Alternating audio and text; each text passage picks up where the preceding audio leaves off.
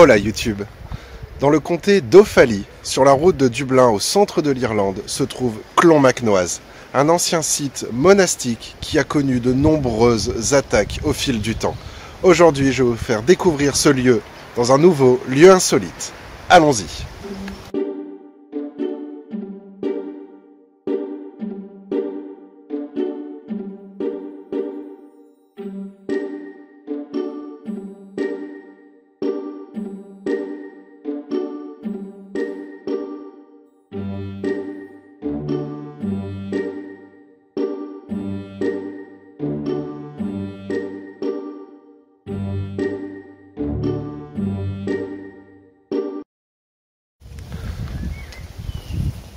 Alors quand on arrive sur le site, on peut voir donc qu'il y a un cimetière, mais il y a encore pas mal de fleurs. Donc je pense que ce cimetière-là est encore en activité.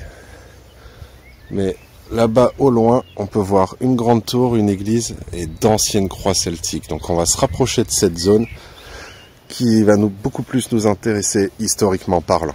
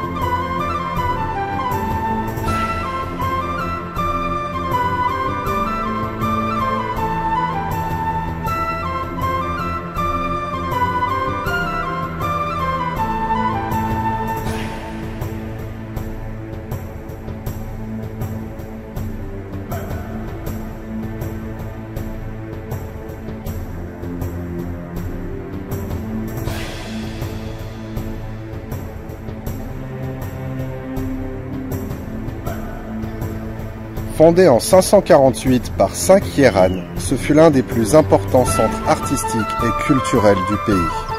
De cette petite cité active et érudite ne subsistent que quelques églises, 2 tours rondes et plusieurs croix celtiques, la plus connue étant la croix des Écritures, ornée de scènes bibliques.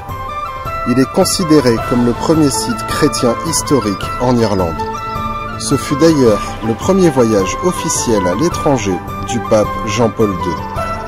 C'est un monastère fondé au VIe siècle sur un site païen, celtique et druidique, vous l'aurez deviné. Ce monastère sera pillé par les Vikings et les Normands alternativement plusieurs fois au cours des siècles, 7 ou 8 d'après mes souvenirs. Les Anglais ont même ensuite tenté de le démolir. Les pillages ont toujours été violents, accompagnés de scènes barbares. Viols, égorgements, femmes et enfants tués, bâtiments saccagés et brûlés. Pourtant, après chacun de ces pillages, les habitants de Clonmacnoise sont restés et ont reconstruit. Il en reste aujourd'hui quelques ruines fascinantes. 7 églises, 3 grandes croix gaéliques et 2 hautes tours rondes. Tout ceci au milieu d'un cimetière.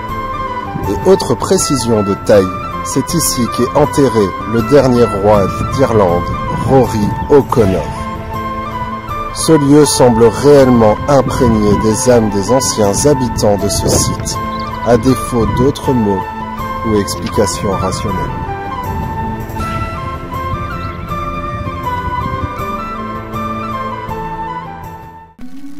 En réalisant la visite du site monastique de Clonmacnoise, surnommé les 7 églises, vous pouvez y découvrir un certain nombre de ruines. Parmi celles-ci, il y a le temple Fingin, une église romane avec une tour ronde datant du XIIe siècle. C'est l'une des rares églises de Clonmacnoise qui comprennent un chœur et une nef distincts. Il y a également le temple Connor, une église utilisée par l'Église d'Irlande depuis le XIIe siècle. Nous avons aussi la tour ronde. Selon certains, elle aurait été construite au Xe siècle par Fergal O'Rourke, puis restaurée en 1124. Mais 11 ans plus tard, elle fut partiellement détruite par la foudre. Sa partie supérieure, visible de nos jours, a donc été refaite dans une maçonnerie beaucoup plus fruste. La légende dit que la partie effondrée à cause de la foudre a été réutilisée pour construire le temple Fidjin que nous avons vu précédemment. Il y a la North Cross. Il n'en reste que le fût. C'est la plus vieille des 4 grandes croix celtiques érigées sur le site. Elle date d'autour de l'an 800. Nous avons aussi le temple Ciaran, mesurant 2,8 mètres sur 3,8. C'est la plus petite église de Clonmacnoise, et il est possible que cet édifice contienne la tombe de Ciaran, qui vient du nom gaélique Ciaran, donc le fondateur du site de Clonmacnoise. Vous pourrez également y admirer la croix sculptée, dite croix des Saintes Écritures. Cette grande croix irlandaise en pierre de grès mesure 4 mètres. Cette croix celtique est une des plus décorées des croix restant visibles en Irlande. La tête, le fût et le socle sont divisés en panneaux sculptés représentant des scènes parfois difficiles à identifier. La scène du jugement dernier sur la face est de la tête et celle de la crucifixion sur la face ouest n'offrent pas de doute possible. Le panneau inférieur sur la face est du fût représente un ecclésiastique sur la gauche et un guerrier sur la droite qui enfonce une longue perche dans le sol. On a parfois avancé qu'il s'agissait de Saint Ciaran et du roi Diarmait mac Serbail, plantant le premier poteau d'angle de leur nouvelle église.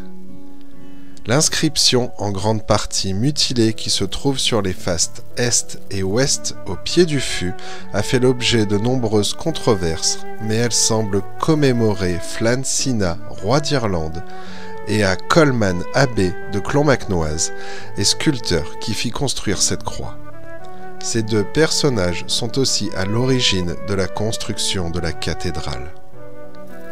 La cathédrale, justement, a été construite en 909 d'après le Chronicon Scotorum par Flann Sina, roi de Tara, et abbé Colman, mort en 921. Il y a également le temple Melaglin, construit autour de 1200. Puis le temple Dolling, construit au XIe siècle et nommé en hommage à Edmund Dolling, qui entreprit de la rénover en 1689. Puis pour finir, vous pourrez également admirer la South Cross. Elle date du IXe siècle. Cette croix celtique mesure environ 3,6 mètres de haut. Sur la face ouest du fût se trouve une scène de crucifixion. Le style de la décoration est proche des croix de Aeni, des croix de Saint Patrick et Saint Coloban à Kells, ou même des croix d'Iona et Kildalton en Écosse.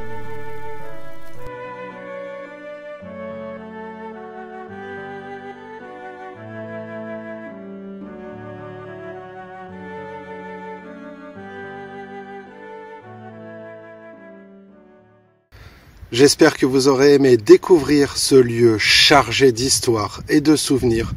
En tout cas, le fait de déambuler entre ces tombes et entre ces anciennes églises, on sent le poids de toute l'histoire du lieu et c'est vraiment impressionnant. J'espère que vous aurez réussi à le ressentir un peu à travers cette vidéo. Et en attendant de se revoir pour une prochaine aventure, n'oubliez pas de liker, commenter, vous abonner et moi je vous dis hasta luego.